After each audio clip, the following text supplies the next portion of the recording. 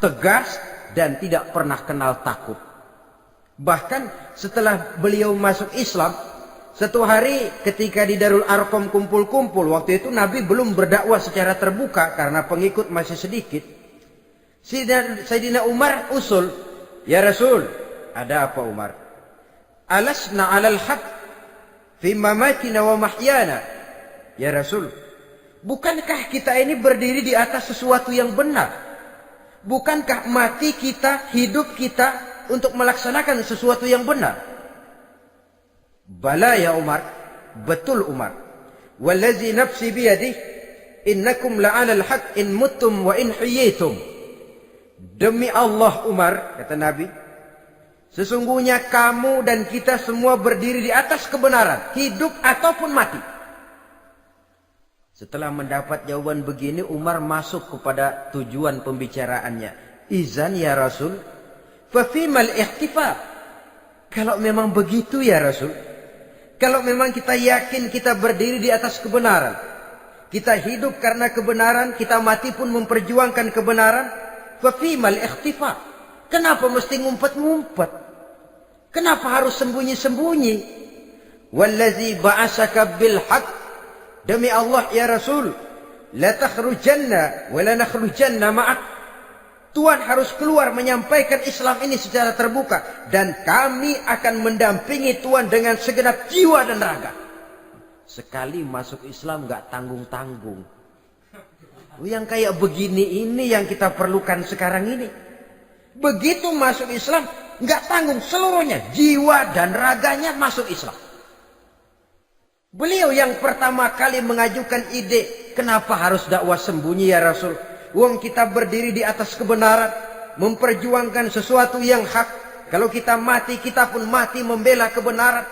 Kenapa mesti fafimal ikhtifa? Kenapa harus sembunyi-sembunyi? Mulai sekarang mari keluar ya Rasul, saya akan dampingi Tuhan, nyawa taruhannya. Saudara hadirin yang saya hormati,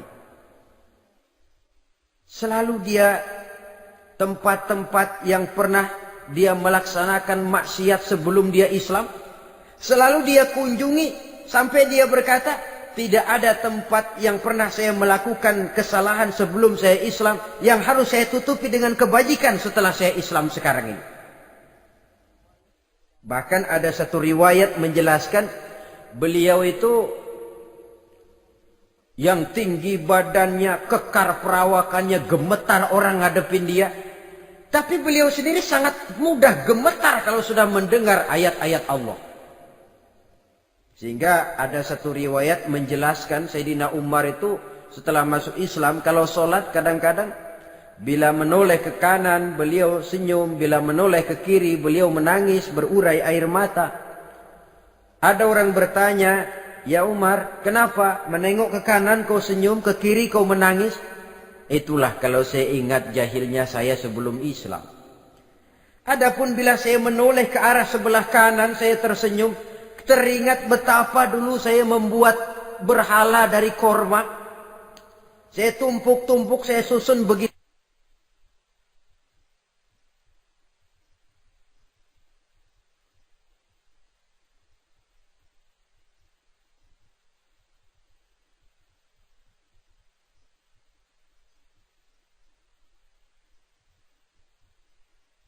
Itu rupa. Setelah saya sembah, saya makan itu korma. Gagah betul saya waktu itu, sampai Tuhan pun saya makan. Adapun kalau saya menoleh ke kiri, teringat putri kesayangan saya yang terbawa oleh tradisi jahiliyah, takut menanggung aib, merasa malu mempunyai anak perempuan, sampai dia terkubur hidup-hidup. Berurai air mata saya mengingat semua itu. Padahal Nabi sudah memberikan jaminan. Sebab saudara jangan lupa, orang kafir masuk Islam, dalam Islam itu dihitung dari bayi lagi. Dari nol, itulah untungnya. Jadi misalnya sudah 60 tahun, dari kecil sampai 60 tahun kafir. Umur 61 masuk Islam. Nah, sejak umur 61 itulah yang dihisab oleh Allah. 60 tahun ke bawah gratis bersih pemutihan. Istimewa betul. Tapi jangan lalu diniatin, gua kafir aja ah. Nanti sudah tua-tua mau giliran mati baru Islam, itu diniatin lain. Ini yang karena faktor hidayah, saudara-saudara. Nah, cintanya kepada baginda Nabi luar biasa. Dalam setiap pertempuran beliau selalu di front terdepan. Bahkan demikian cintanya sampai ketika hari di mana baginda Nabi wafat, saudara-saudara. Disampaikan berita wafat Nabi kepada Umar ini. Ya Umar, baginda Nabi sudah wafat. Kamu ngomong apa? Baginda Nabi sudah wafat. Bukan sedih, nyabut pedang, keluar matanya melotot. Siapa yang bilang Muhammad mati, saya tabas batang lehernya. Begitu cintanya beliau kepada baginda Nabi, sampai-sampai nggak menerima kalau Nabi wafat. Taruhlah nggak bisa mati bersamaan, bolehlah mati beriring-iring saja barangkali maksudnya.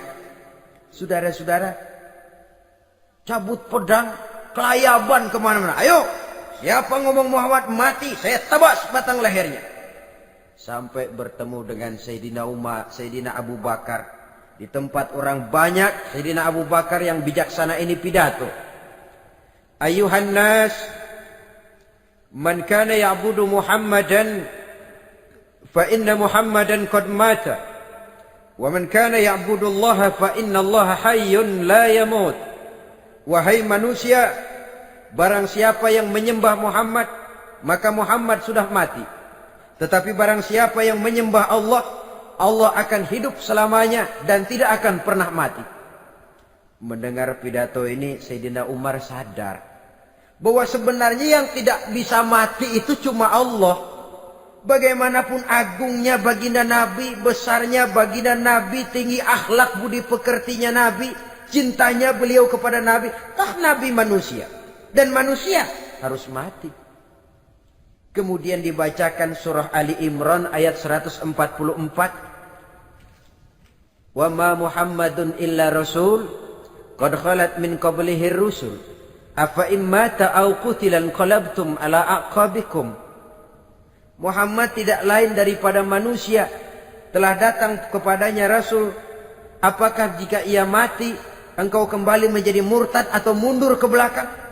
Mendengar ayat ini dibacakan, Sayyidina Umar sadar, berurai air matanya, menangis dalam kesedihannya.